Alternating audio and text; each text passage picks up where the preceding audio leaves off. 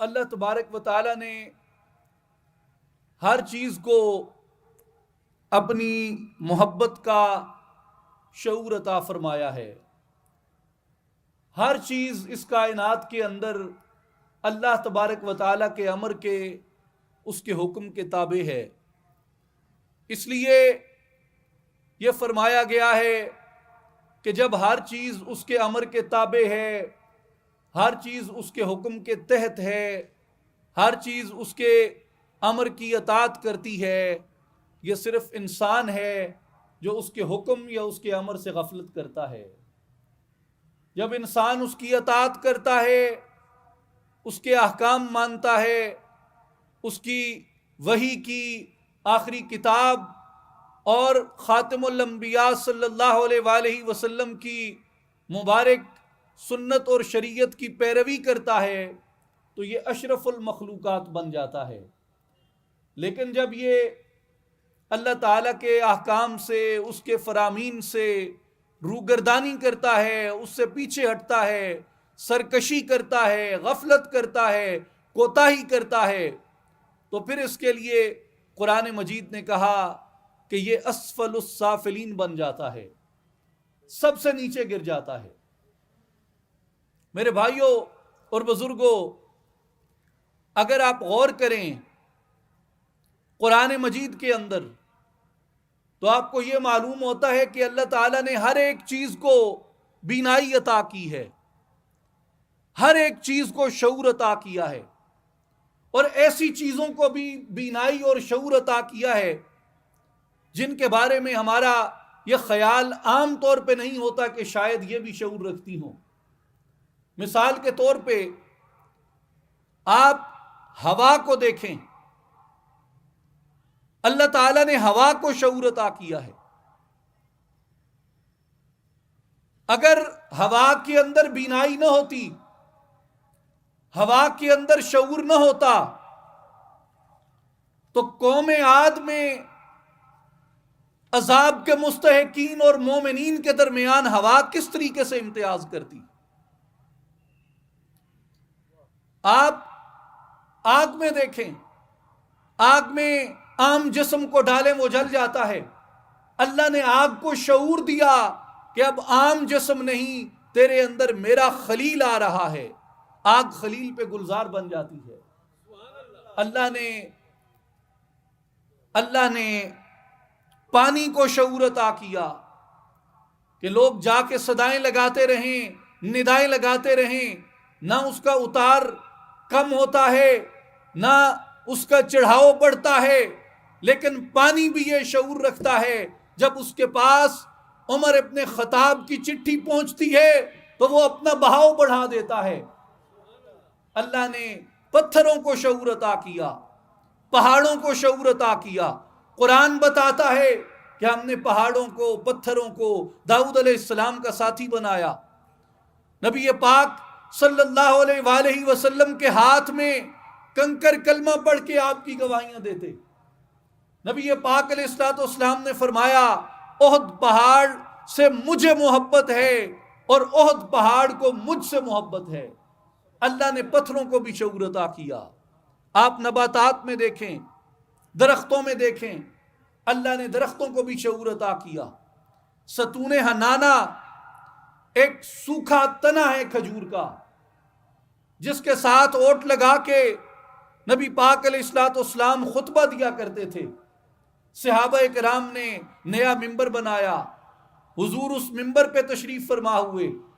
حنانہ کا ستون وہاں سے اٹھا کے ایک سائڈ پہ ڈال دیا جاتا ہے تو کچھ دیر بعد مسجد نبوی کے اندر اونٹنی کے بچے کے رونے کی آواز آتی ہے، جیسے اونٹنی کا بچہ اپنی ماں سے بچھڑ کے رو رہا ہوتا ہے.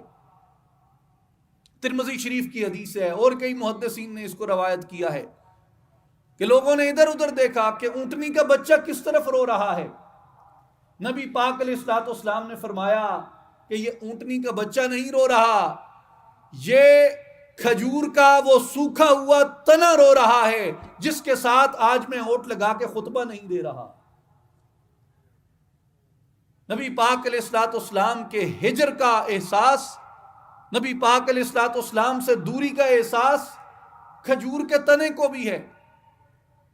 ان چند ایک مثالوں سے میرے بھائیوں اور بزرگوں عرض کرنا یہ مقصود تھا، اللہ تعالیٰ نے ہر ایک چیز کو شعور عطا کیا، ہر ایک چیز کو سمجھنے کی، اطاعت کی صلاحیت عطا کی ہے، اور ہمارے لیے اس بات کو اللہ تبارک و تعالیٰ نے ایک امر کے طور پہ فرمایا ہے کہ میری اس تخلیق کے اندر غور کرو، میری اس تخلیق کے اندر فکر کرو۔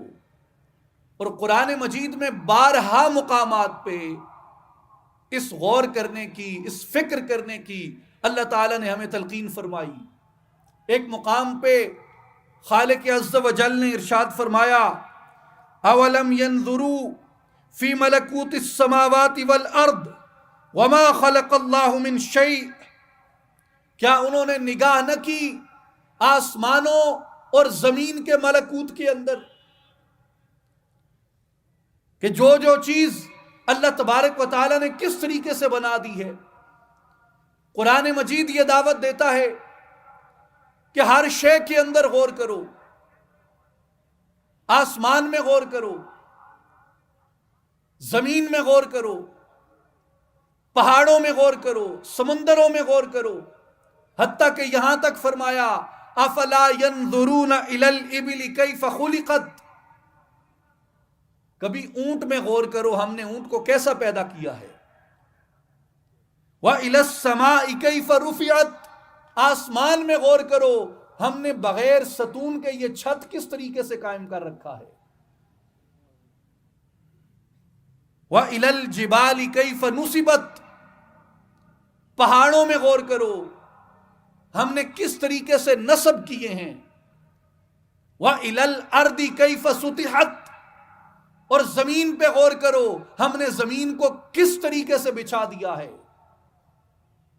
میرے دوستوں اور ساتھیوں، یہ قرآن مجید آپ کو جس چیز کی دعوت دیتا ہے، جس چیز کی طرف بلاتا ہے، وہ غور کرنا ہے، وہ فکر کرنا ہے، وہ سوچنا ہے۔ آپ اگر تاریخ میں دیکھیں تو تاریخ کے اندر مورخین نے تاریخ کو 3 حصوں میں تقسیم کیا، ایک جدید دنیا اور ایک قدیم دنیا۔ قدیم دنیا وہ تھی جس کے سارے علوم محض تخیلات پہ مبنی تھے، اور جو جدید دنیا ہے یہ امپیریسزم پہ یقین رکھتی ہے، امپیریکل ایویڈنس کے بغیر کسی چیز کو قبول نہیں کرتی۔ تو تخیلات کے درمیان اور امپیریسزم کے درمیان جو برج ہے، فرانسیسی ہسٹورین رابرٹ بریفالٹ نے دا میکنگ آف ہیومینٹی کے اندر تیسرا عنوان قائم کیا۔ اس نے کہا کہ آپ قدیم دنیا کو اور جدید دنیا کو نہیں سمجھ سکتے جب تک کہ آپ اسلام کے سنہرے دور کا مطالعہ نہیں کرتے۔ جو قدیم تاریخ کو اور جدید تاریخ کو جو چیز برج کرتی ہے وہ اسلام کا سنہرا دور ہے، اور وہ یہ کہتا ہے کہ یونانی فلسفہ جو تھا وہ محض تخیلات پہ مبنی تھا، لیکن مسلمان جو قرآن پڑھتے تھے، جس میں قرآن مجید انہیں اشیاء کی ماہیت میں غور کرنے کی دعوت دیتا ہے، انہیں فکر کرنے کی دعوت دیتا ہے، انہیں سوچنے کی دعوت دیتا ہے، تو قرآن کے سوچنے کی دعوت نے مسلمانوں سے یہ کارنامہ سر انجام دیا کہ انہوں نے اس امپیریسزم کی بنیاد رکھی جس کے اوپر آج جدید سائنس کھڑی ہے۔ تو قرآن مجید آپ کو غور کرنے کی دعوت دیتا ہے، آپ کو فکر کرنے کی دعوت دیتا ہے۔ آسمان جیسی بلند چیز کے اندر بھی، پہاڑوں جیسی ہیبت ناک چیزوں کے اندر بھی، پرندوں کے اندر غور کرنے کی قرآن مجید دعوت دیتا ہے۔ الم يروا الى الطير مسخرات في جو السماء ما يمسكهن الا الله ان في ذلك لآيات لقوم يؤمنون۔ کیا انہوں نے پرندے کو نہیں دیکھا کہ حکم کے باندھے آسمان کی فضا میں انہیں کوئی نہیں روکتا سوائے اللہ کے، اور اس میں نشانیاں ہیں ایمان والوں کے لیے۔ اب یہ پرندے آپ کے سامنے اڑ رہے ہیں، انہیں اس ہوا میں کوئی روکنے والا نہیں ہے سوائے اس کے امر کے، مگر اس کے اندر غور کون کرتا ہے؟ اس کے اندر غور وہ کرتا ہے جسے اللہ نے ایمان دیا ہے۔ تو گویا ایمان کی نشانیوں میں ہے غور و فکر کرنا۔ جسے اللہ نے ایمان دیا ہوگا، جو دولت ایمان سے مالا مال ہوگا، اس کا سینہ فکر سے سرفراز ہوگا، افکار سے سرفراز ہوگا۔ میرے بھائی اور بزرگوں، میرے دوستوں اور ساتھیوں، اس لیے اولیاء کاملین نے انسان کو مراقبے کی طرف توجہ دلائی، خلوت کی طرف توجہ دلائی، تنہائی کی طرف توجہ دلائی کہ جو تنہائی ہے، جو خلوت ہے، جو مراقبہ ہے، جو سوچنا ہے، جو تنہا بیٹھنا ہے، جو اکیلا ہونا ہے، یہ آپ کو موقع فراہم کرتا ہے غور و فکر کرنے کا، کائنات کے بارے میں سوچنے کا، آسمانوں کے بارے میں، زمینوں کے بارے میں، چرند پرند کے بارے میں، نباتات جمادات کے بارے میں سوچنے کا، ذرات کے بارے میں سوچنے کا، کہ کیسے اللہ تبارک و تعالیٰ نے ہر ایک چیز کو شعور عطا کیا، ہر ایک چیز کو اس کی استطاعت کے مطابق فہم عطا کیا، اس کی استطاعت کے مطابق بینائی عطا کی، اس کی استطاعت کے مطابق گویائی عطا کی، اس کی استطاعت کے مطابق اس کے اندر مختلف حصوں کو اللہ نے رکھ دیا۔ اہل ایمان یہ غور کرتے ہیں، اور اس غور کے نتیجے میں پہنچتے کہاں پہ ہیں؟ اس غور کے نتیجے میں وہ پہنچتے اپنی منزل مقصود تک ہیں، اور وہ پہنچتے ان اسباب میں، اشیاء میں، مخلوق میں، خلقت میں غور کر کے وہ اللہ کی توحید کے رازوں تک جا پہنچتے ہیں۔ جیسے قرآن مجید میں اللہ تبارک و تعالیٰ نے یہ ارشاد فرمایا کہ سنوریہم آیاتنا فی الآفاق، ہم انہیں آفاق میں اپنی نشانیاں دکھاتے ہیں۔ ہمارے نزدیک یہ خلا ہے، یہ سبزہ ہے، لیکن جب آپ قرآن کی نظر سے اس سبزے کو اور اس خلا کو دیکھتے ہیں تو یہ محض سبزہ نہیں ہے، یہ محض خلا نہیں ہے، یہ اللہ کی قدرت کی نشانیوں میں سے ہے، جن سے آپ کو اس کی معرفت نصیب ہوتی ہے، جن سے آپ کو اس کے اسماء کو، اس کی صفات کو پہچاننے کا موقع ملتا ہے۔ تو قرآن مجید کی یہ آیت جو سورہ حامیم سجدہ سے ناچیز نے عرض کی، اس میں اللہ تبارک و تعالی نے اپنی معرفت کے دو ذریعے بیان کیے۔ ایک ذریعہ یہ بیان کیا کہ سنوریہم آیاتنا فی الآفاق، ہم انہیں آفاق کے اندر اپنی نشانیاں دکھاتے ہیں، اس کائنات کے اندر اپنی نشانیاں دکھاتے ہیں۔ اور دوسری بات اس میں فرمائی کہ وفی انفسہم، اور ہم انہیں ان کے اپنے اندر بھی نشانیاں دکھاتے ہیں۔ یہ آفاق میں بھی نشانیاں دیکھتے ہیں، آفاق میں بھی ان کے لیے نشانیوں کو ظاہر کیا گیا ہے۔ اگر یہ آفاق میں غور کریں تو بھی میری ہی ذات تک پہنچیں گے، اور اگر یہ اپنے آپ میں غور کریں، اپنے اندر میں غور کریں تو بھی یہ میری ہی ذات تک پہنچیں گے، یہ میرے ہی اسبات تک پہنچیں گے۔ اس لیے فرمایا سنوریہم آیاتنا فی الآفاق وفی انفسہم حتی یتبین لہم انہ الحق، اس لیے کہ خود ان پر کھل جائے کہ بے شک وہ حق ہے۔ تو میرے بھائیوں، اس سے دو میتھڈ پتہ چلتے ہیں، اس سے دو راستے ملتے ہیں۔ ایک آفاق کے اندر غور و فکر کرنے کا، اشیاء کے اندر غور و فکر کرنے کا، اور اشیاء کے ذریعے، آفاق کے ذریعے اس کی توحید تک پہنچنا، اس کی معرفت تک پہنچنا، اس کی ذات تک پہنچنا، ایمان کی، یقین کی پختگی تک پہنچنا، یہ بھی قرآن نے راستہ سکھایا۔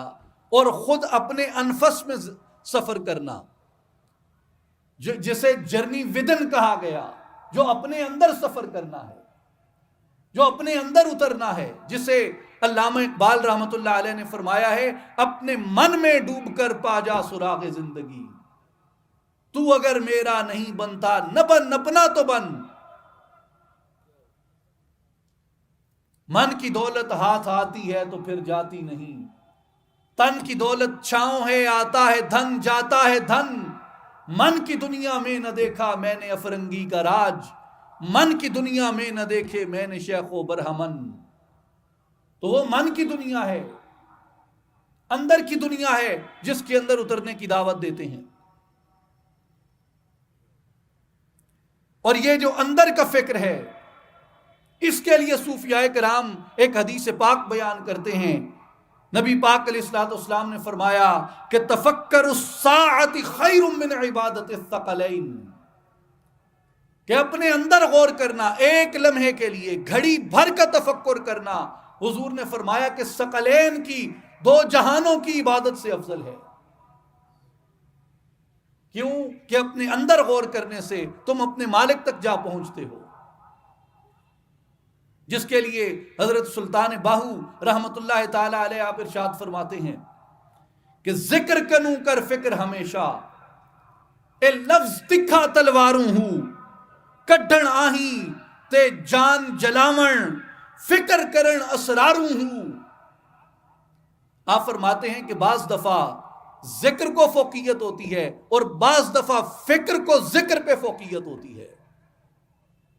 بعض دفعہ فکر کو ذکر پر فوقیت ہوتی ہے. بعض لوگ کہتے ہیں جی ذکر افضل ہے یا فکر افضل ہے. اگر ذکر کے بغیر فکر کریں تو وہ آپ کو الہاد تک لے جائے گی، اور اگر آپ فکر کے بغیر ذکر کریں تو آپ اپنی دنیا سے کٹ جاتے ہیں. اس لیے جو اعتدال ہے، جو بیلنس ہے، وہ یہ ہے کہ انسان ان دونوں کا توازن برقرار رکھے. جو دل ہے یہ اللہ کا ذکر بھی کرتا ہو اور اس کی توحید میں فکر بھی کرتا ہو. اس لیے آپ فرماتے ہیں کہ جو فکر کرتا ہے وہ کیا کرتا ہے؟ اس کے رازوں میں غور کرتا ہے، اس کے اسرار میں غور کرتا ہے، اس کی توحید میں غور کرتا ہے. اس لیے آپ نے فرمایا کہ بعض دفعہ جو فکر کرنا ہے وہ تمہیں ذکر سے بھی زیادہ بڑی منازل عطا کر دیتا ہے. اور میرے بھائی اور بزرگوں یاد رکھیں ایک بات کو، کہ جو فکر ہے چاہے ذکر ہے، یہ دونوں انسان سے خلوت کا تقاضا کرتے ہیں، تنہائی کا تقاضا کرتے ہیں. اور اگر آپ اس دنیا کی رنگینیوں میں، اس دنیا کی جگمگ کے اندر، اس دنیا کی رونق اور رمق کے اندر کھو جاتے ہیں اور فکر اور ذکر کی طرف میلان نہیں رکھتے، تو انسان کے اندر کوئی بڑا خیال بھی پیدا نہیں ہو سکتا اور بڑا کردار بھی پیدا نہیں ہو سکتا.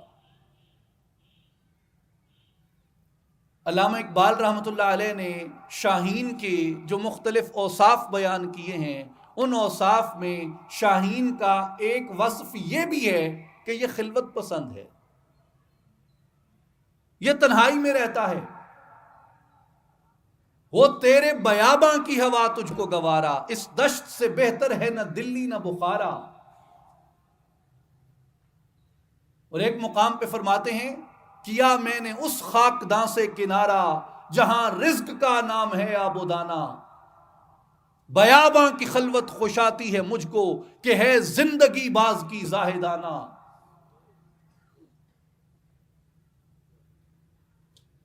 خیابانیوں سے ہے پرہیز لازم، ہوائیں ہیں ان کی بہت دل برانہ. ہوائے بیاباں سے ہوتی ہے کاری، جوان مرد کی ضربت غازیانہ. غازی کی ضرب کہاں پہ کاری ہوتی ہے؟ ہوائے بیابان کے اندر، جہاں اسے تنہائی میسر ہے، جہاں اسے خلوت میسر ہے. اللہ نے حضرت موسیٰ علیہ السلام کو 40 دن کے لیے خلوت میں رکھا. نبی پاک علیہ الصلوۃ والسلام نے غار حرا کے اندر خلوت اختیار کی. اتر کر ہرا سے سوئے قوم آیا اور ایک نسخہ کیمیا ساتھ لایا. ہرا میں کون ہوتا تھا حضور کے ساتھ؟ تنہائی تھی، خلوت تھی. تو ہم جس طرح کی شہری زندگی کے عادی ہیں، ہم جس طرح کی اربن لائف کو پسند کرتے ہیں، یہ ہم سے جو سب سے بڑی چیز چھین لیتی ہے وہ ہماری خلوت ہے، وہ ہمارا اپنے آپ سے مکالمہ ہے، وہ ہمارا اپنے آپ کے ساتھ بیٹھنا ہے، وہ ہمارا اپنے اندر غور کرنا ہے، جسے قرآن مجید نے فرمایا ہے کہ ہم انہیں آفاق میں بھی نشانیاں دکھاتے ہیں اور ان کے اپنے انفس کے اندر بھی نشانیاں دکھاتے ہیں. اولم یتفکروا فی انفسہم، یہ اپنے آپ کے اندر غور کیوں نہیں کرتے؟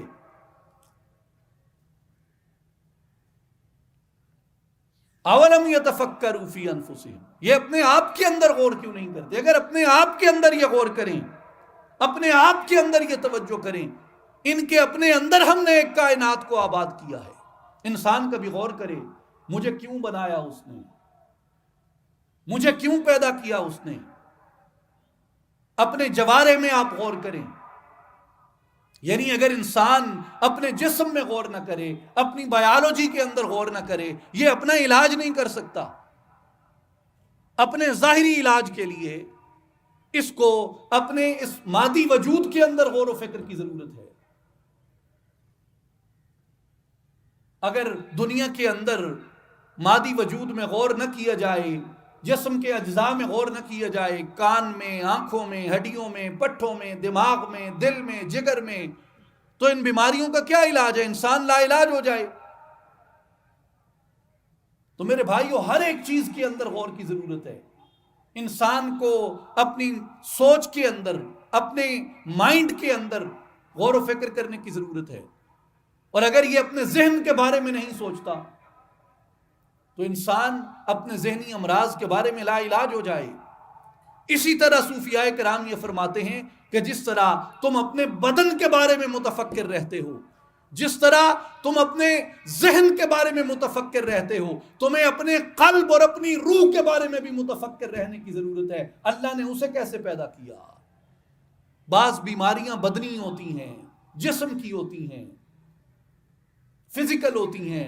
بعض بیماریاں نفسیاتی ہوتی ہیں، مائنڈ سے ان کا تعلق ہوتا ہے. اور بعض بیماریاں نہ فزیکل ہوتی ہیں نہ سائیکولوجیکل ہوتی ہیں، ان کا تعلق آپ کے اندر کی دنیا سے ہوتا ہے، آپ کی روح کے ساتھ ہوتا ہے.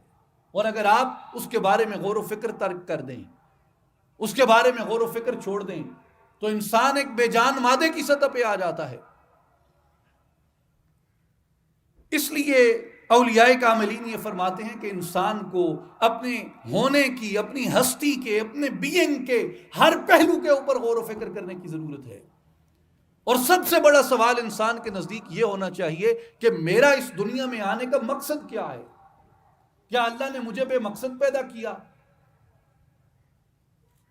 جیسے بڑا ایک سادہ سوال، عام طور پہ آپ نے صوفیاء کی بزم میں، صوفیاء کی مجالس میں یہ سوال سنا ہوگا، عمومی ہے، جو امام غزالی نے اٹھایا کیمیاء سعادت میں، کہ انسان نے کبھی غور کیا ہے کہ مجھ میں اور جانوروں میں کیا فرق ہے؟ اگر انسان کے پیدا ہونے کا مقصد یہی ہے کہ یہ آئے گا، بڑا ہوگا، کھائے گا، پیے گا، بھوک لگے گی کھا لے گا، پیاس لگے گی پی لے گا، نیند آئے گی سو لے گا، شہوت آئے گی مجامعت کر لے گا، نسل کشی کرے گا، معاش کے لیے ادھر ادھر رزق تلاش کرے گا، اور اس کے بعد بیمار ہوگا، لاغر ہوگا، اور ایک دن دنیا سے چلا جائے گا. آپ فرماتے ہیں غور کرو تم میں اور حیوانوں میں کیا فرق رہ جاتا ہے؟ وہ بھی پیدا ہوتے ہیں، بڑے ہوتے ہیں، پیاس لگتی ہے پی لیتے ہیں، بھوک لگتی ہے کھا لیتے ہیں، شہوت آتی ہے مجامعت کر لیتے ہیں، غصہ آتا ہے آپس میں جھگڑ لیتے ہیں. معاش کے لیے درندے اور حیوان بھی، پرندے بھی ادھر ادھر گھومتے پھرتے ہیں. انسانوں کے معاش کے ذرائع الگ ہیں، پرندوں درندوں کے ذرائع معاش الگ ہیں، مگر فطرت تو وہی بن جاتی ہے. تو امام غزالی کہتے ہیں کہ پھر تم اپنے آپ کو کس طریقے سے ممتاز کر سکتے ہو کہ اللہ نے مجھے اشرف المخلوقات بنایا، تو میرا مقصد تخلیق ان پرندوں اور دیگر مخلوقات سے الگ ہونا چاہیے. وہ کیا ہے تمہارا مقصد تخلیق؟ اس مقصد تخلیق کے لیے اللہ نے قرآن مجید میں فرمایا وَمَا خَلَقْتُ الْجِنَّ وَالْإِنسَ إِلَّا لِيَعْبُدُونَ. ہم نے جنوں اور انسانوں کو اپنی عبادت کے لیے پیدا فرمایا ہے، اپنی بندگی کے لیے پیدا فرمایا ہے. اور یہاں عبادت کی تشریح کرتے ہوئے مختلف محدثین اور مفسرین نے سیدنا عبداللہ ابن عباس رضی اللہ عنہما کا قول نقل کیا، خاص کر امام بدر الدین عینی نے عمدۃ القاری شرح صحیح بخاری میں کہ وَمَا خَلَقْتُ الْجِنَّ وَالْإِنسَ إِلَّا لِيَعْبُدُونَ أَيْ لِيَعْرِفُونَ. ہم نے جنوں اور انسانوں کو اپنی عبادت کے لیے پیدا فرمایا ہے، یعنی اپنی معرفت اور اپنی پہچان کے لیے پیدا فرمایا. تو انسان کا جو مقصد تخلیق ہے وہ اللہ نے اپنی عبادت، اپنی بندگی بیان کیا، اپنی معرفت اور اپنی پہچان بیان کیا، جس کے لیے ابن خلدون نے بھی اس حدیث قدسی کو نقل کیا ہے کہ اللہ تبارک و تعالی فرماتا ہے کنت کنزا مخفیا فاردت ان اعرف فخلقت الخلق لاعرف. میں ایک چھپا ہوا خزانہ تھا،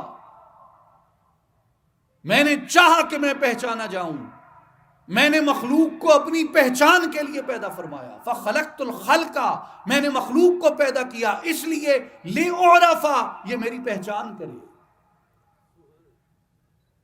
تو ہماری جو تخلیق ہے اس کا مقصد اللہ تبارک و تعالیٰ کی پہچان ہے، اور ایک پہچان اس آفاقی طریقے سے کی جاتی ہے، ایک پہچان اپنے انفس میں اتر کے کی جاتی ہے، جس کے لیے وہ ہمیں یہ امید دلاتا ہے وَنَحْنُ أَقْرَبُ إِلَيْهِ مِنْ حَبْلِ الْوَرِيدِ. ہم بندے کی شہرگ سے بھی زیادہ اس کے قریب ہیں. کہاں آ کے رہتا ہے وہ، جسے حضرت سلطان باہو رحمۃ اللہ علیہ فرماتے ہیں نیڑے وسن تے دور سنی من ویڑے نہ ہی وڑدے ہوں، اندروں ڈھونڈن دا ول نہ آیا مورکھ باروں ڈھونڈن چڑھدے ہوں، دور گیا کچھ حاصل نہیں شو لبے وچ گھر دے ہوں، دل کر سیکل شیشے وانگوں یا حضرت باہو دور تھیون کل پردے ہوں. نیڑے وسن نحن اقرب الیہ من حبل الورید، وہ انسان کی شہرگ سے بھی زیادہ قریب ہے. دور سنی من، یہ کہتے ہیں وہ عرش پہ بیٹھا ہے، تیری رسائی ہی نہیں ہے وہاں تک. یعنی وہ کہہ رہا ہے کہ میں قریب ہوں، مجھے ڈھونڈو تو صحیح. بٹھا کے عرش پہ رکھا ہے تو نے اے واعظ، وہ خدا ہی کیا ہے جو بندوں سے احتراز کرے. وہ چاہتا ہے بندہ میرے قریب ہو، میرے نزدیک آئے، مجھے پالے، میری طرف دوڑے. اور ہمارے ریچولسٹ اس کو وہاں لے جاتے ہیں جہاں انسان جا ہی نہ سکے. اس لیے اولیاء اللہ کی جو تعلیم ہے وہ یہ کہتے ہیں کہ اگر تو یہ سوچے گا کہ وہ میرے قریب ہے تو تو اسے پالے گا، اور یہ قرآن بتاتا ہے کہ وہ تیری شہرت سے بھی زیادہ قریب ہے. ایک حدیث قدسی اس لیے بیان کی جاتی ہے کہ انا عند ظن عبدی بی فلیظن بی ما یشاء، میں بندے کے گمان کے مطابق ہوں، وہ جیسا چاہے میرے ساتھ گمان کرے. اب گمان کریں کہ وہ کدھر ہے، ملتا ہے یا نہیں ملتا. آپ نے جو گمان کیا وہ اسی کے مطابق آپ کو عطا کرے گا. آپ نے رحمت کی امید رکھی، قرب کی امید رکھی، معرفت کی امید رکھی، وہ آپ کو کبھی اپنی رحمت سے محروم نہیں کرے گا، اپنے قرب سے محروم نہیں کرے گا، اپنی معرفت سے محروم نہیں کرے گا. لیکن اگر انسان نے اپنا نظریہ ہی یہ بنا لیا کہ میں تو اسے پا نہیں سکتا، میں تو اس تک پہنچ نہیں سکتا، ارے تم نہیں پہنچ سکتے، وہ تو تم تک پہنچتا ہے.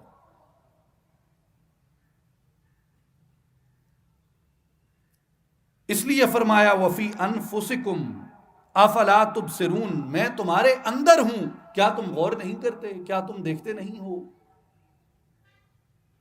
سلطان العارفین حضرت سلطان باہو رحمۃ اللہ علیہ کیا فرماتے ہیں، اے تن رب سچے دا حجرا وچ پا فقیرہ جاتی ہوں. یہ تن کیا ہے، یہ جسم کیا ہے، یہ وجود کیا ہے.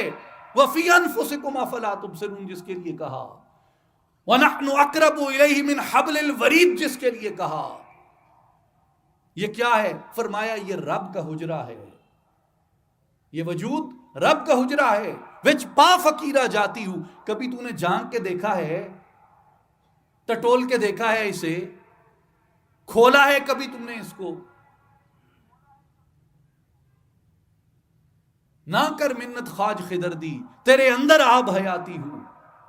خواج خضر کے پیچھے بھاگتا ہے کہ مجھے آب حیات مل جائے. بندہ خدا، آب حیات تو اللہ نے تیرے جسم میں رکھ دیا ہے. آب حیات کیا ہے؟ جو پی لے وہ مرتا نہیں ہے، جو پی لے اسے موت نہیں آتی. جو آب حیات کو پی لے، واٹر آف امورٹیلٹی، وہ امورٹل ہو جاتا ہے.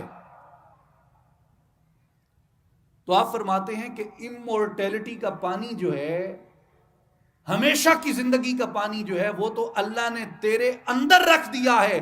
اگر تو نے اس کے نور کو پا لیا تو تو مرے گا ہی نہیں. نام فقیر تنہاں دا باہو، قبر جنان دی جیوے ہو.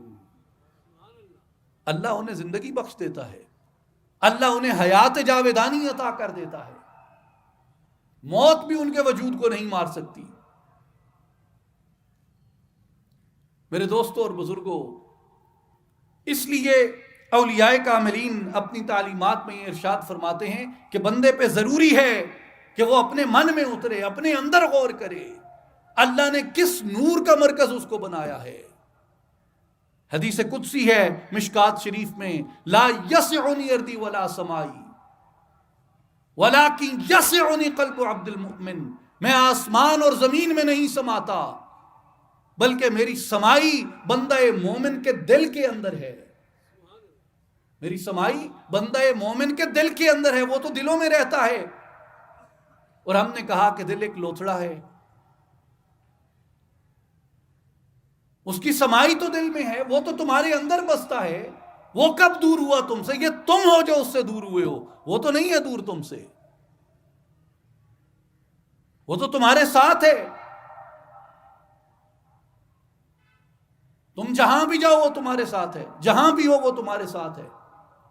تم اس سے دور ہوتے ہو، وہ تو تمہارے ساتھ رہتا ہے، تو تمہارے اندر رہتا ہے. کبھی ڈھونڈ کر تو دیکھو اسے، کبھی تلاش کر کے تو دیکھو اس کو. کسی نے کہا کہ جی اگر وہ اندر ہے تو نظر کیوں نہیں آتا؟ اندر ہے نا تو نظر کیوں نہیں آتا؟ پہلی بات یہ ہے کہ آپ نے ڈھونڈا ہے کہ آپ کو نظر نہیں آیا.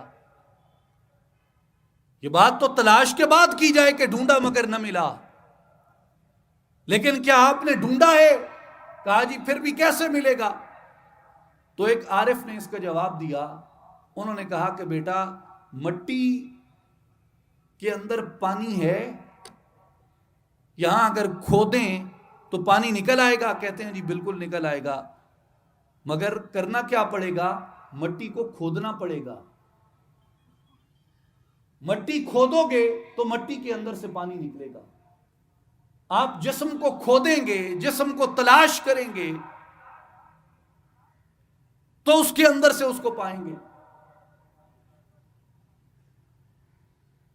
اب آپ غور کیجئے کہ پانی ہے، صاف ہے، پاک ہے، طیب ہے، طاہر ہے، مگر ہے کہاں پہ؟ مٹی کے اندر. آپ مٹی کو کھودتے ہیں، ڈگنگ کرتے ہیں، پانی تک پہنچ جاتے ہیں. اسی طرح اس نے اپنے انوار کو انسان کے سینے کے اندر رکھ دیا، انسان کے دل کے اندر رکھ دیا. لیکن کیا کوئی اس پانی تک پہنچنے کے لیے اپنے آپ کے اندر ڈگنگ کرنا چاہتا ہے؟ اپنے آپ کے اندر وہ کھوج کرنا چاہتا ہے؟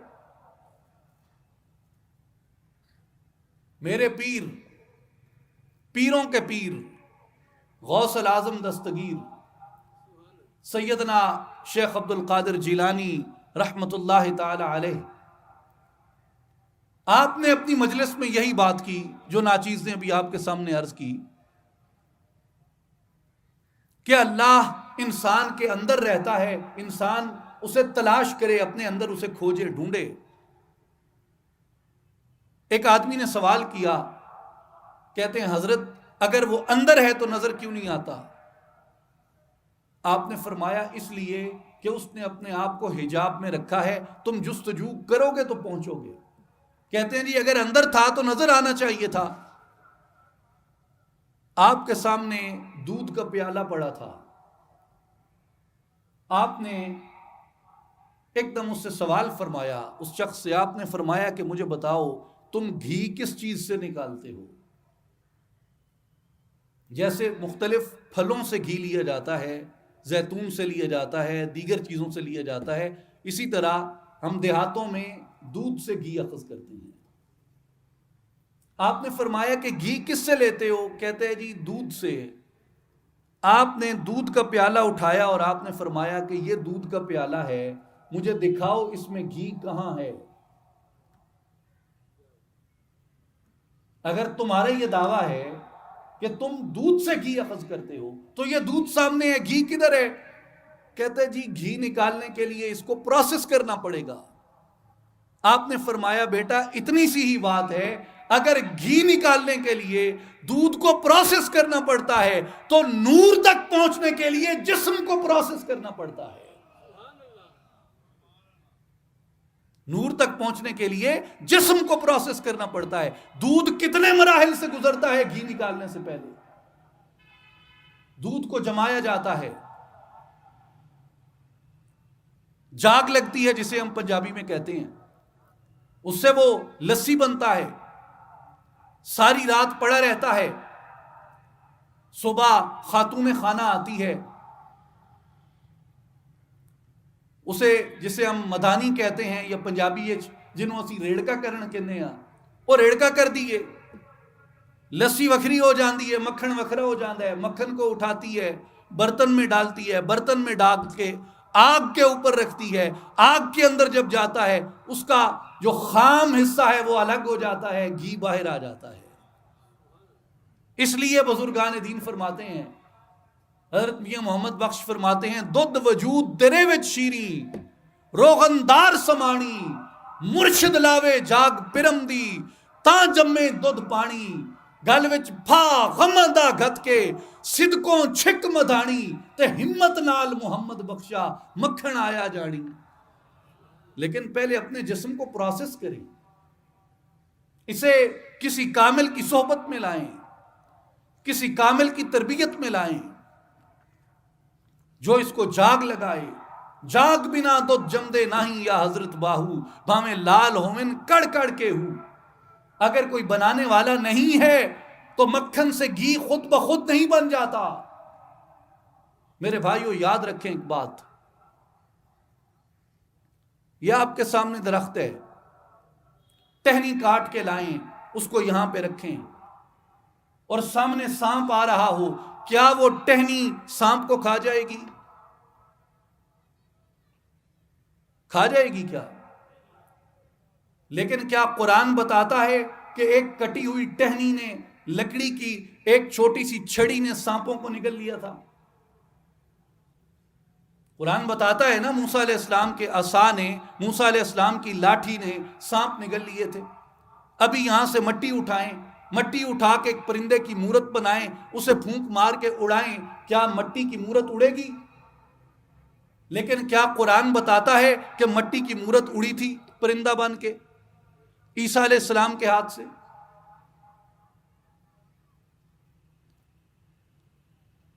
کئی مریض ہیں، معذور ہیں، نابینا ہیں، آنکھیں تھیں اور چلی گئیں، نظر کمزور ہو گئی، آپ اپنا کرتا اتار کے اس کی آنکھوں پہ رکھیں، کیا اس کی آنکھوں کو شفا مل جائے گی؟ کیا یہ طریقہ علاج ہے؟ لیکن کیا قرآن یہ بتاتا ہے کہ یوسف علیہ السلام نے یعقوب علیہ السلام کو کرتا بھیجا تھا اور ان کا کرتا آنکھوں سے لگانے سے شفا مل گئی تھی؟ لوہا ہے، آپ لوہے کو ہاتھ میں پکڑیں اور پھر دیکھتے ہیں کہ وہ موم کی طرح ٹپکتا ہے یا نہیں ٹپکتا، ٹپکے گا کیا؟ لیکن کیا یہ ہمیں بتایا گیا ہے ہماری روایت میں کہ حضرت داؤد علیہ السلام کے ہاتھ میں جب لوہا آتا تھا تو وہ موم ہو جاتا تھا، موم کی طرح ٹپکتا تھا؟ اس لیے مولانا جلال الدین رومی فرماتے ہیں کہ ہیچ چیزیں خود بخود چیزیں نشد، ہیچ خنجر خود بخود تیزیں نشد. ہر چیز خود بخود نہیں ہو جاتی، ہر خنجر خود بخود تیز نہیں ہو جاتا، ہر لاٹھی سانپ نہیں کھانے لگ جاتی، ہر مورت پرندہ بن کے اڑنے نہیں لگ جاتی، ہر کرتا شفا نہیں دینے لگ جاتا، ہر لوہا موم ہو کے پگھلنے نہیں لگ جاتا، ہر لاٹھی کو سانپ کھانے کے لیے دست موسیٰ کی احتیاج رہتی ہے، ہر مورت کو اڑنے کے لیے دم عیسیٰ کی احتیاج رہتی ہے، ہر کرتے کو شفا دینے کے لیے لمس یوسف کی احتیاج رہتی ہے، ہر لوہے کو پگھلنے کے لیے دست داؤدی کی احتیاج رہتی ہے. مٹی یہی ہے، مگر اس مٹی کو خالص بننے کے لیے کسی دست کوزہ گر کی احتیاج رہتی ہے. انسان یہی ہوتا ہے، مگر اسے انوار تک پہنچنے کے لیے کسی کامل کی توجہ درکار ہوتی ہے.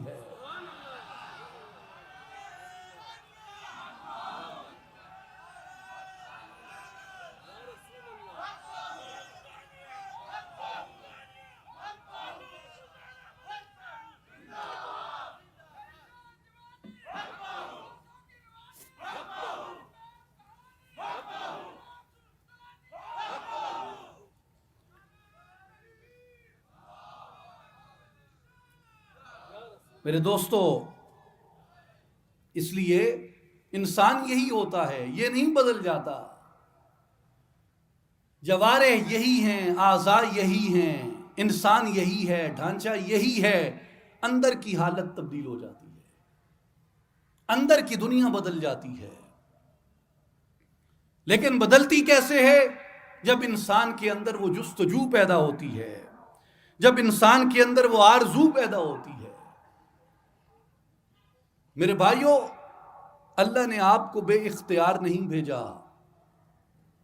اس نے آپ کو کیا بنا کے بھیجا ہے؟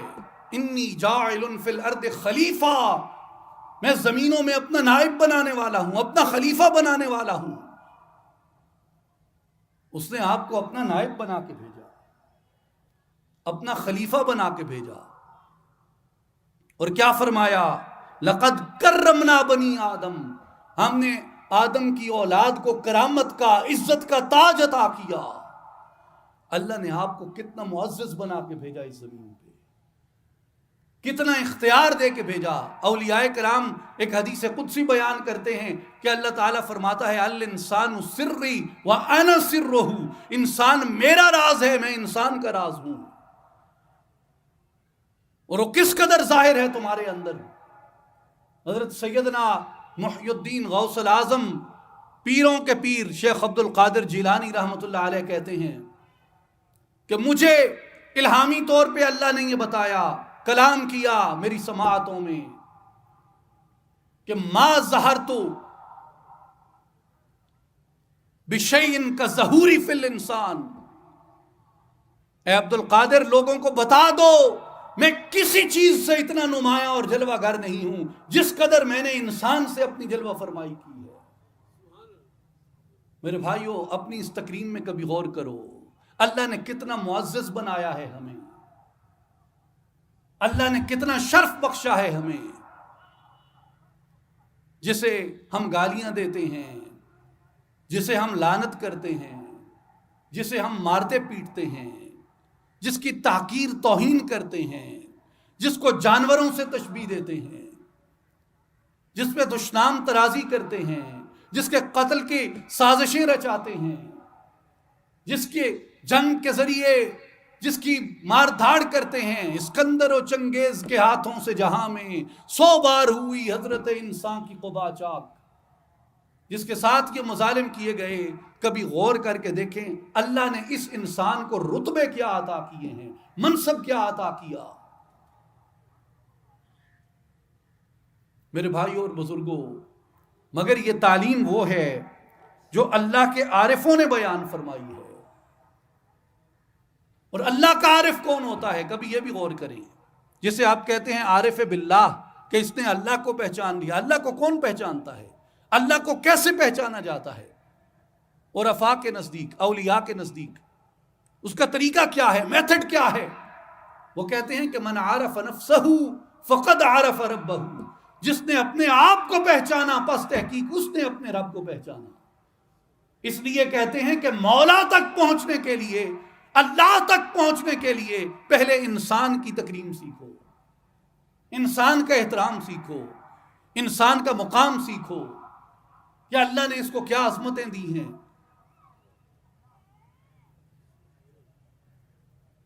آدمیت احترام آدمی، باخبر شو از مقام آدمی۔ آدمیت کیا ہے؟ احترام آدمیت کا نام آدمیت ہے۔ اس لیے آدمیت کے احترام کے لیے پہلے آدمیت کو سیکھو، اس کو اللہ نے مقام کیا دیا۔ اس ریت کے اندر اس نے پانی بھر رکھا ہے جو طاہر ہے، اطہر ہے، مطہر ہے، پاک کر دیتا ہے اس کو،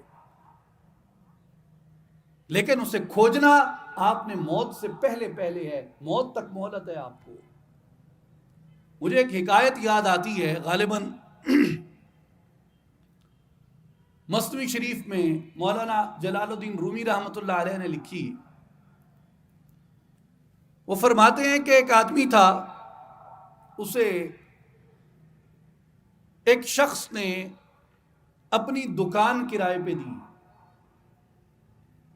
اور اسے کہا کہ جب تک میں واپس نہیں لیتا اس زمین کے ٹکڑے سے تم جو مرضی کر لو، یہ تمہارا ہے، کرایہ دیتے رہو گے، جب وقت آئے گا تو یہ میں تم سے واپس لے لوں گا۔ وہ درزی تھا، کپڑے سیتا تھا، اور اس نے کبھی کسی طرف توجہ نہیں کی، جو اس کی ایک روش تھی اسی روش پہ وہ چیتھڑے سیتا رہا، ٹکڑے کاٹتا رہا اور ایک طرف پھینکتا رہا۔ کچھ عرصے بعد دکان کا مالک واپس آیا اور اس نے کہا کہ میری دکان مجھے واپس کرو۔ اس نے دکان اسے واپس کی اور اس نے کہا کہ اس کے اندر بھی تم نے کبھی جھانکا تھا، اس کے اندر کیا تھا؟ اس نے کہا میں تو مزدور آدمی تھا، یہی ساری زندگی مزدوری کی، اندر تو میں نے کبھی نہیں جھانکا۔ اس نے کہا اے بے وقوف، اس دکان کے اندر، اس کی تہوں کے اندر خزانہ چھپا تھا، اگر تم چاہتے تو اس خزانے تک رسائی حاصل کر سکتے تھے، وہ تمہارا ہوتا، کیونکہ میں نے تمہیں دے دی تھی اس مہلت تک جب تک میں واپس نہیں لیتا۔ مولانا رومی فرماتے ہیں کہ لوگوں، تمہاری یہ دکان، تمہارا یہ جسم اس دکان کی مانند ہے جس کی تہوں کے اندر اللہ نے خزانہ چھپا دیا، اور یہ دکان تمہیں دے دی کہ موت تک تمہیں مہلت ہے، جو چیز اس سے ڈھونڈنا چاہتے ہو ڈھونڈ لو۔ جس نے اس دنیا کے اندر نفاق سیکھا، وہ ساری زندگی اس جسم سے نفاق تلاش کرتا رہتا ہے۔ جس نے شہوت سیکھی، وہ ساری زندگی شہوانی لذت حاصل کرتا رہتا ہے۔ جس نے جھوٹ سیکھا، وہ ساری زندگی اس سے جھوٹ ہی ابلتا رہتا ہے، جھوٹ کا فن پروتا رہتا ہے، جھوٹ کے کپڑے چیتھڑے سیتا رہتا ہے۔ جس نے اس سے ظلم سیکھا، وہ ساری زندگی ظلم کا لباس سیتے گزار دیتا ہے۔ جس نے اس سے علم سیکھا، وہ ساری زندگی علم کا لباس سیتے ہوئے گزار دیتا ہے اس دکان میں۔ لیکن عارفان باللہ، اولیاء اللہ، سالکان راہ، اللہ کے طالب، اللہ کے متلاشی، اللہ کی جستجو رکھنے والے، اس کی ملاقات کی آرزو رکھنے والے وہ لوگ ہیں جو اس جسم کے اندر اترتے ہیں، اس خزانے کو تلاش کرتے ہیں، اور جن کو وہ خزانہ نصیب ہو جاتا ہے وہ کیا بن جاتے ہیں؟ من عرف نفسہ فقد عرف ربہ، جس نے اپنے آپ کو پہچان لیا اس نے اپنے مولا کو پہچان لیا۔ اس لیے میرے بھائیوں اور بزرگوں، وہ کہتے ہیں کہ مگر تمہیں اپنی دکان ایک بار ویران کرنی پڑتی ہے۔ من عرف نفسہ بالفناء فقد عرف ربہ بالبقاء، پہلے اسے فنا کے ساتھ پہچانو گے۔ جسم کی جو جبلتیں ہیں انہیں ختم کرنا پڑتا ہے۔ جسم میں سوسائٹی سے، معاشرے سے تکبر بھر جاتا ہے، بخل بھر جاتا ہے، رعونت بھر جاتی ہے، شہوت بھر جاتی ہے، حسد بھر جاتا ہے، کینہ بھر جاتا ہے، غفلت بھر جاتی ہے، سرکشی بھر جاتی ہے۔ میرے دوستوں اور بزرگوں، میرے بھائیوں اور ساتھیوں، کسی کامل کی صحبت کیوں ضروری ہوتی ہے؟ اس لیے کہ کامل کی صحبت وجود کے اندر سے ان رذائل کو ختم کرتی ہے۔ اس لیے اللہ تبارک و تعالی نے قرآن مجید میں یہ ارشاد فرمایا، یا ایھا الذین آمنوا اتقوا اللہ وابتغوا الیہ الوسیلہ، اے ایمان والو اللہ پہ تقوی اختیار کرو اور اس کی طرف وسیلہ تلاش کرو۔ اولیاء کرام فرماتے ہیں کہ وہ وسیلہ کاملین کی صحبت ہے، کاملین کی تربیت ہے، جس کے لیے اللہ نے قرآن میں فرمایا کہ وَكُونُوا مَعَ الصَّادِقِينَ، سچوں کے ساتھ ہو جاؤ، سچوں کی معیت اختیار کرو، صالحین کی معیت اختیار کرو، صالحین کی صحبت اختیار کرو۔ وہ صالحین کیا کرتے ہیں؟ صالحین تمہیں تمہارے مولا کا وعدہ یاد دلاتے ہیں۔ جیسے قرآن مجید میں فرمایا ذکرہم بایام اللہ، انہیں اللہ کے دن یاد کراؤ۔ حضرت سیدنا غوث پاک رضی اللہ تعالیٰ عنہ سر الاسرار میں فرماتے ہیں اللہ کے دن کیا ہیں؟ فرمایا ای ایام وصال ہی، یعنی اللہ کے وصال کے دن، جب بندے نے اس کے وصل کو دیکھا تھا، اس کے قرب میں رہا تھا، جس کے لیے سلطان العارفین حضرت سلطان باہو رحمۃ اللہ علیہ فرماتے ہیں کن فیکون جدم فرمایا اساں وی کولے ہاسے ہوں، ہکے ذات صفات ربے دیا ہی، ہکے جگ ڈھونڈیا سے ہوں، ہکے لا مکان مکان اساڈا، ہکے آن بتاں وچ پھاسے ہوں، نفس پلیت پلیتی کیتی یا حضرت باہو، اساں اصل پلیت تناسے ہوں۔ کن فیکون جب اس نے کہا تھا تو کہا ہم بھی اس کے پاس تھے۔ کیا حکم فرمایا قرآن میں ذکرہم بایام اللہ، اللہ کے دن یاد کراؤ۔ اللہ کے دن کون سے؟ جب تم اس کے وصل میں تھے، اس کے قرب میں تھے، اس کے نور کا طواف کرتے تھے۔ عالم ارواح میں تمہاری ارواح اس کے انوار کا مشاہدہ کرتی تھی، جہاں اس نے تم سے وعدہ الست لیا اور یہ پوچھا کہ کیا میں تمہارا رب ہوں؟ الست بربکم۔ جب تک روح کو یہ وعدہ یاد نہیں آتا، انسان اس وعدے کو بھولا بیٹھا ہے اس دنیا کے اندر آ کے۔ میرے بھائیوں اور بزرگوں، اولیاء کی تعلیم کیا ہے؟ کہ اپنے اصل وعدے کی طرف لوٹو، جو اپنے خالق سے کر کے آئے ہو، اپنے مالک سے کر کے آئے ہو۔ اور کیا لے کے آئے ہو؟ ایک بار امانت لے کے آئے ہو، ایک امانت کا بوجھ لے کے آئے ہو۔ انا عرضنا الامانۃ علی السماوات والارض والجبال، ہم نے ایک امانت آسمانوں پہ پیش کی، زمین پہ پیش کی، پہاڑوں پہ پیش کی۔ فابین ان یحملنها واشفقن منها حملها الانسان، یہ سب چیزیں اس امانت کے بوجھ کو اٹھانے سے عاجز آ گئیں، پھٹ پڑی، مگر انسان نے اسے قبول کیا، انسان نے اس امانت کو اٹھایا اور اس نے کہا کہ میں اس امانت کو قبول کرتا ہوں۔ اب دنیا میں آیا، وہ اس امانت کو بھول گیا۔ اس لیے اللہ تبارک و تعالی نے انسان کو یہ دنیا جو ہے یہ ایک آزمائش گاہ کے طور پہ بنا کے بھیجا ہے۔ اس کے ساتھ نفس لگا دیا، اس کے ساتھ شیطان لگا دیا، اس دنیا کے اندر ایسی رونقیں بکھیر دی کہ یہ جا کے اس کو آزمائے، دیکھے کہ یہ اپنا وعدہ یاد رکھتا ہے یا اپنے خالق و مالک کا وعدہ بھول جاتا ہے۔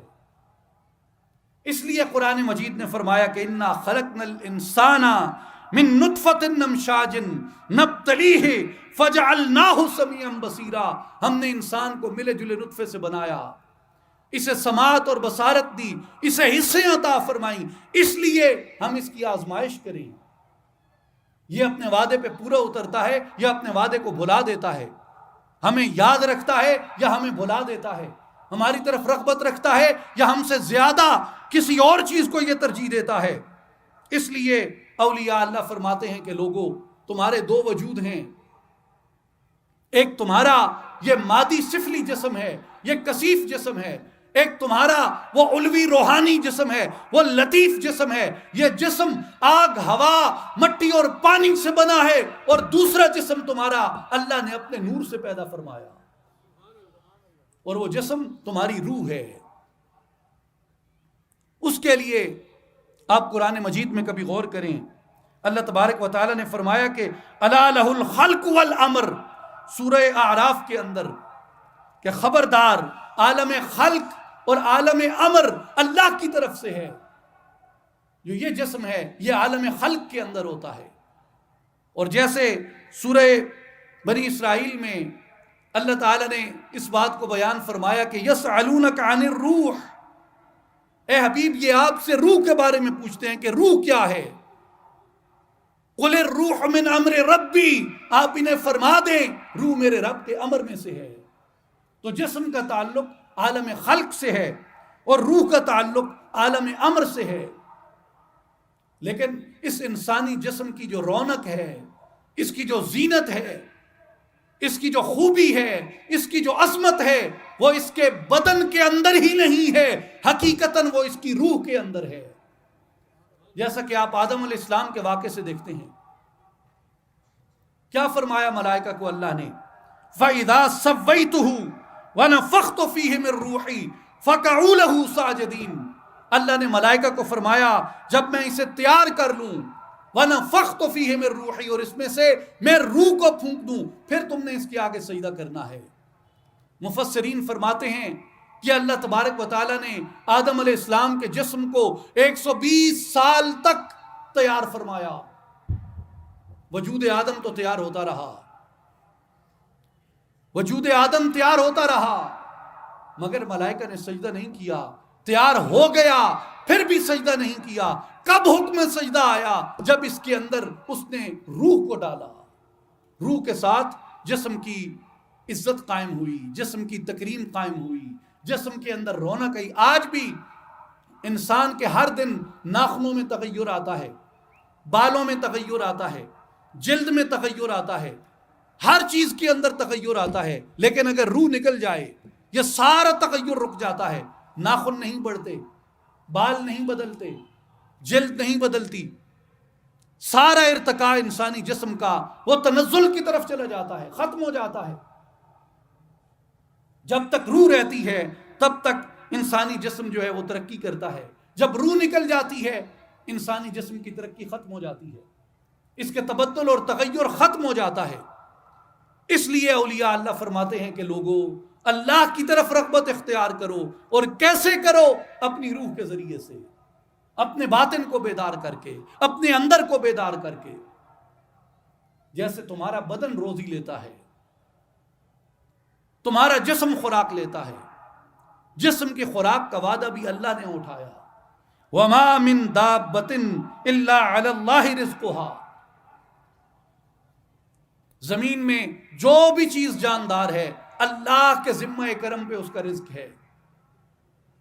میرے دوستوں اور بھائیوں، جس طرح یہ جسم خوراک کی احتیاج رکھتا ہے، جس طرح یہ جسم خوراک کی ضرورت رکھتا ہے، اسی طرح ہماری عقل بھی خوراک کی احتیاج رکھتی ہے، خوراک کی ضرورت مند ہے. جس طرح عقل خوراک کی ضرورت رکھتی ہے اسی طرح ہماری روح کو بھی خوراک کی ضرورت ہے. اب آپ روح کی خوراک کیا ہے؟ ایک آیت مبارکہ میں آپ سے عرض کرتا ہوں، کبھی آپ اس آیت مبارکہ میں غور کریں. سورہ طٰہٰ کی آیت نمبر 124 ہے. اللہ جل شانہ اس میں ارشاد فرماتے ہیں وَمَنْ أَعْرَضَ عَنْ ذِكْرِي فَإِنَّ لَهُ مَعِيشَةً ضَنْكًا. زندہ دلان لاہور، داتا کی نگری والو، اس آیت میں غور کرو.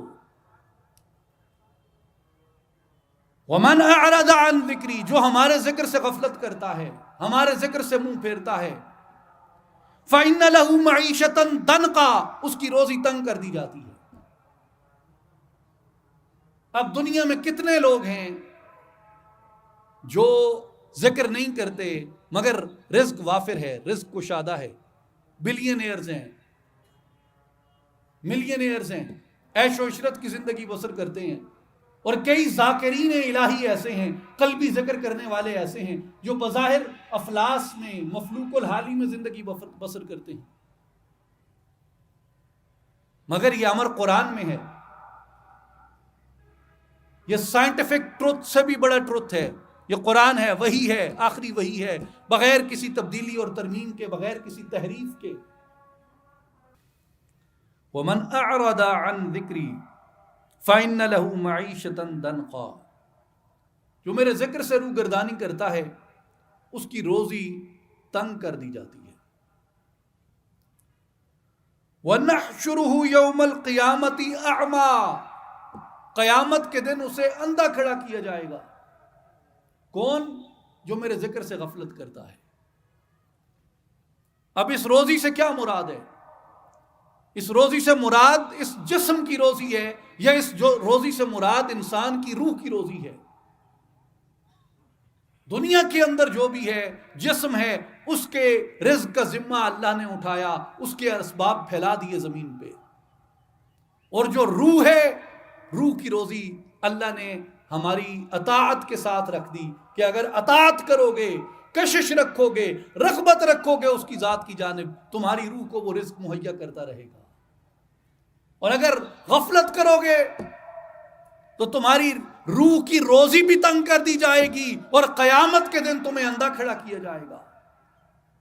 قرآن مجید میں ایک اور مقام پہ اللہ نے بیان فرمایا، قال رب لما حشرتنی اعما وقد كنت بصیرا.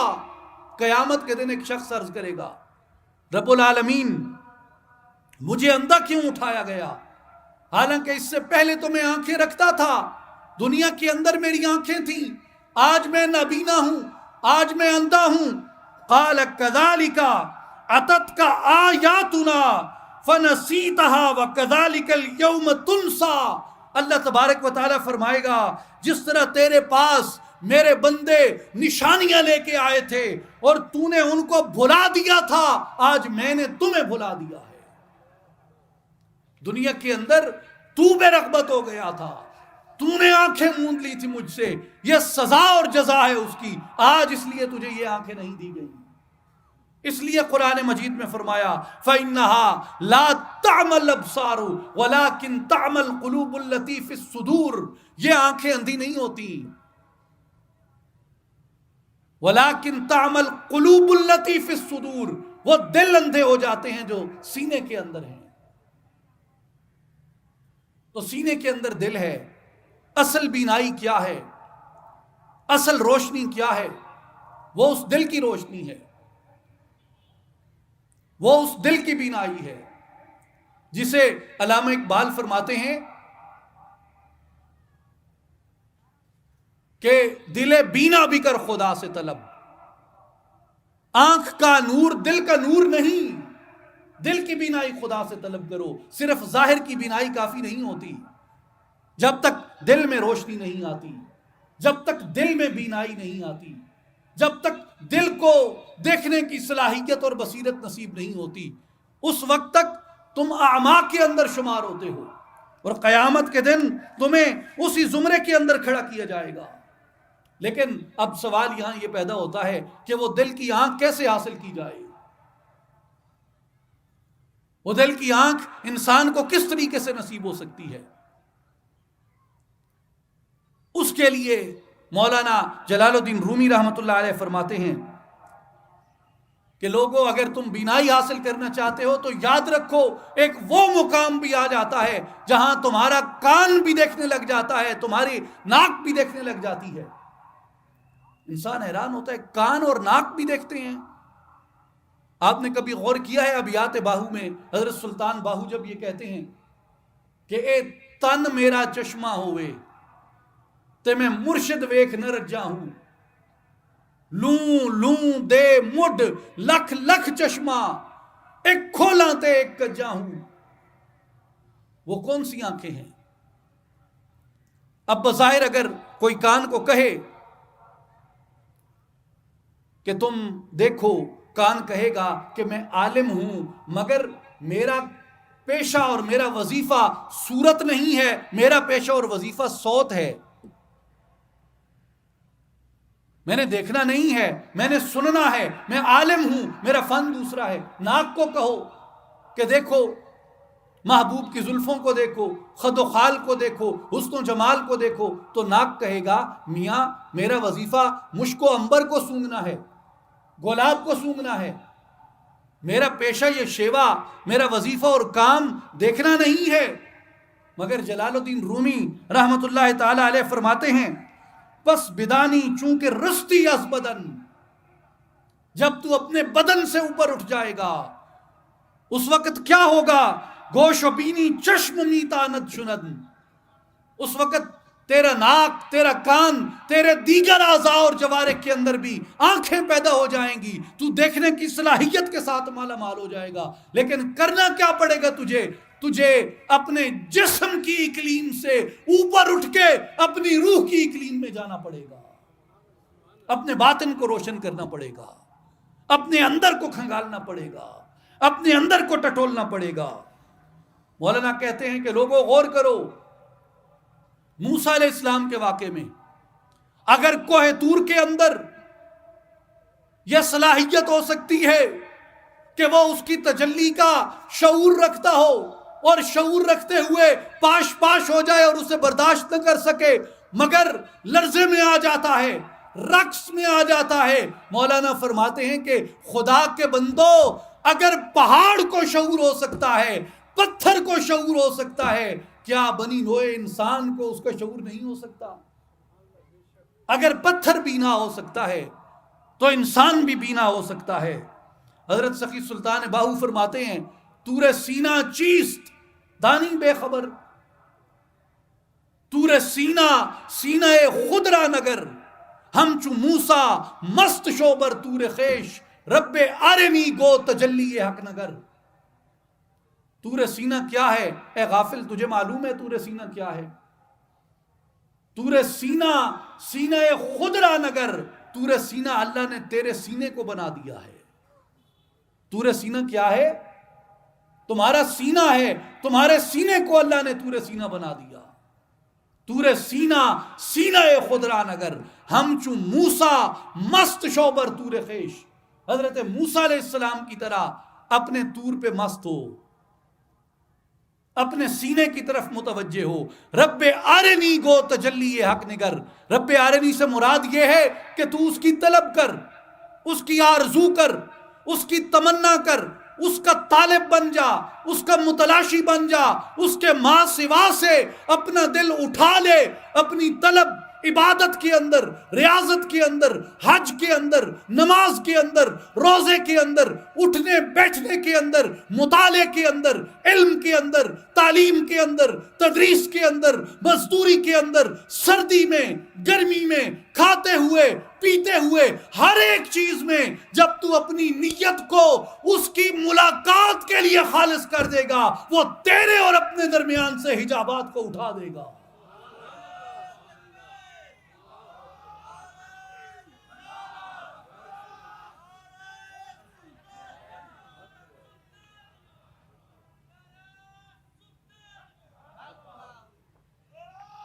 علامہ اقبال کہتے ہیں کہ جھانک آ کر کوچے چاکے گریباں میں کبھی، قیس تو لیلا بھی تو صحرا بھی تو محمل بھی تو، کبھی اپنے اندر جھانک، قیس تو ہے، لیلا تو ہے، صحرا بھی تو ہے، محمل بھی تو ہے۔ قیس کون ہے؟ قیس عاشق ہے جو طالب ہے۔ لیلا کون ہے؟ لیلا مطلوب ہے، معشوق ہے۔ صحرا کیا ہے؟ صحرا مقام ملاقات ہے جہاں اس کی ملاقات ہوگی۔ اور محمل کیا ہے؟ محمل پردہ ہے اور حجاب ہے۔ علامہ اقبال فرماتے ہیں کہ خدا کے بندو عاشق بھی تم خود ہو اور معشوق بھی تمہارے اپنے اندر جلوہ فرما ہے، اور وہ صحرا جہاں اس معشوق کا لقاء ملے گا تمہیں، اس سے ملاقات ہوگی، وہ بھی تمہارا سینہ ہے۔ مگر ٹریجڈی یہ ہے تمہارے ساتھ کہ وہ جو محمل ہے، وہ جو پردہ ہے، وہ پردہ بھی تم خود ہو۔ تم نے اس پردے کو کیسے اٹھانا ہے؟ اس پردے کو اپنے اندر سے کیسے نکالنا ہے؟ اس پردے کو اپنے اندر سے نکالنے کے لیے مولانا جلال الدین رومی رحمۃ اللہ علیہ فرماتے ہیں کہ دسترا اندر احد و احمد بزن، اے برادر واراز بو جہل تن. وہ فرماتے ہیں کہ دو مقام ہیں تیرے لیے، ایک تیرے تن کا ابو جہل ہے اور ایک تیرے من کے اندر نور احمدی ہے. اب یہ فیصلہ کر لے کہ تو نے اپنی زندگی اپنے تن کے ابو جہل کے ساتھ بسر کرنی ہے یا اپنے من کے نور احمدی کے ساتھ بسر کرنی ہے. کہاں پہ زندگی بسر کرنا چاہتا ہے؟ جسم کے جو خواص ہیں اس میں تو حسد بھی ہے، حرص بھی ہے، کینہ بھی ہے، شہوت بھی ہے، نفسانیت بھی ہے، سارا کچھ ہے اس کے اندر، سارے عیب ہیں، سب معائب ہیں اس کے اندر، سبھی نقائص ہیں اس کے اندر. تو اتنے سارے عیبوں سے، اتنے سارے نقائص سے تو اسے کیسے پہچانے گا جب تک تو نور احمدی کو اپنا رفیق نہیں بنا لیتا، نور مصطفی کو اپنا رفیق و راہبر نہیں بنا لیتا، نور محمدی کو اپنا پیشوا و مولا نہیں بنا لیتا. اس لیے فرماتے ہیں کہ اپنے اندر سے اس نور کو تلاش کر. جب وہ نور تجھے مل گیا تو جان لے کہ تو اس تک پہنچ جائے گا. ایک دوسری مثال قائم کرتے ہوئے حضرت مولانا جلال الدین رومی رحمۃ اللہ علیہ فرماتے ہیں در خدائے موسیٰ و موسیٰ گریز آب ایماں راز فرعونی مریض. وہ فرماتے ہیں کہ خدا کی طرف جا اور موسیٰ کی طرف جا، اور وہ کہاں ہیں؟ وہ تیرے سینے کے اندر ہیں. اپنے تن کے فرعون کی طرف نہ جا، یہ تن تجھے کبھی اس کی طرف جانے نہیں دے گا. اس کی حاجتیں الگ ہیں. ابھی موقع نہیں ہے، گفتگو اپنے اختتام کو پہنچ رہی ہے، وگرنہ اللہ نے کبھی موقع دیا تو میں آپ کو عرض کروں گا کہ فرید الدین عطار نے منطق الطیر کے اندر جو فطرتیں بیان کی پرندوں کی، جو ایکسکیوزز بیان کیے کہ وہ سی مرغ کو پانے کے لیے کیوں نہیں جانا چاہتے، وہ اپنے بادشاہ سے ملاقات کا اشتیاق کیوں نہیں رکھتے، انہوں نے جھوٹے بہانے تراش رکھے ہیں. کسی نے موتیوں کا بہانہ تراش رکھا، کسی نے سبز لباس کا بہانہ تراش رکھا، کسی نے گلب بلبل کا بہانہ تراش رکھا، کسی نے کوئی بہانہ تراش رکھا. مگر حقیقت یہ ہے کہ وہ اپنی طلب مطلوب کے اندر صادق نہیں تھے. بندہ جب اپنی طلب مطلوب کے اندر صادق ہو جاتا ہے تو مطلوب پکار کر یہ کہتا ہے میرے بندے تو ایک بالشت میری طرف آتا ہے، میں ایک قدم تیری طرف آتا ہوں. تو نعرہ تکبیر، نعرہ رسالت، نعرہ خلافت، نعرہ حیدری، نعرہ غوثیہ، نعرہ سلطانیہ، میری جان جوانی، سانسوں کی روانی، میری پریم کہانی، نعرہ سلطانیہ، حضور جانشین سلطان الفقر حضرت سخی سلطان محمد علی صاحب، نعرہ سلطانیہ. تمام احباب نہایت محبت سے تشریف رکھیں. جانشین سلطان الفقر حضرت سخی سلطان محمد علی صاحب، سرپرست اعلیٰ اصلاحی جماعت و عالمی تنظیم العارفین دربار عالیہ سلطان العارفین حضرت سخی سلطان باہو رحمۃ اللہ تعالی علیہ ہمارے درمیان جلوہ فرما ہیں. اور یہ ہماری خوش بختی ہے کہ ہم آپ کی موجودگی میں اپنے دلوں کو اپنے مولا کی طرف راغب کر رہے ہیں. تنہائی میں ذکر اللہ افضل ہے. مسلمانوں کا، مومنین کا مل کے ذکر کرنا اور بھی افضل ہے، اور اللہ والوں کے اور صالحین کے ساتھ بیٹھ کے اللہ کا ذکر کرنا اس سے بھی افضل ہے. تو یہ ہمارے لیے سعادت اور خوش بختی ہے. قرآن نے بھی یہ حکم فرمایا ہے کہ فَاسْأَلُوا أَهْلَ الذِّكْرِ إِن كُنتُمْ لَا تَعْلَمُونَ، اہل ذکر سے پوچھو جب تمہیں کوئی بات معلوم نہ ہو. میرے بھائیو، جو ذکر ہے وہ ہماری مٹی کو سونا بناتا ہے، جس کے لیے اللہ نے قرآن میں فرمایا کہ وَفِي السَّمَاءِ رِزْقُكُمْ وَمَا تُوعَدُونَ، تمہارا وہ رزق آسمانوں میں ہے جس کا تم سے وعدہ کیا گیا. اور وہ رزق کیا ہے؟ وہ رزق اس کا ذکر ہے. جب انسان وہ ذکر کرتا ہے، انسان کی جو روح ہے یہ آباد ہو جاتی ہے.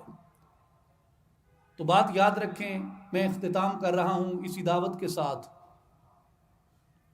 کہ آپ